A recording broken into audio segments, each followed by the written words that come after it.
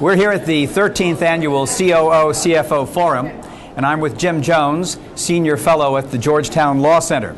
Jim chaired today's presentation on law firm economics.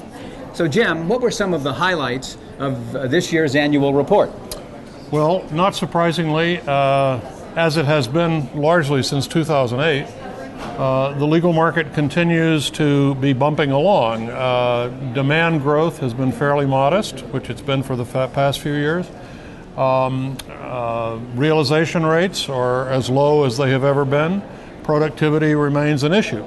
But I think part of the news in this year's report is the growing market segmentation. So we are seeing a certain subset of firms at both the highest level and at about the mid-firm level moving ahead pretty aggressively.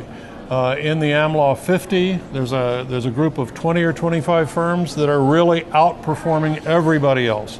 And the same kind of phenomenon is happening in the AmLaw 200, where we are seeing 20, 25 firms that really are getting it and are moving ahead significantly, while a lot of other firms continue to struggle.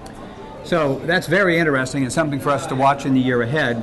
As to the disappointing results for the AmLaw 100 firms, can you distill some causes for those disappointing results? Well, I think part of it is the lackluster growth in demand, frankly.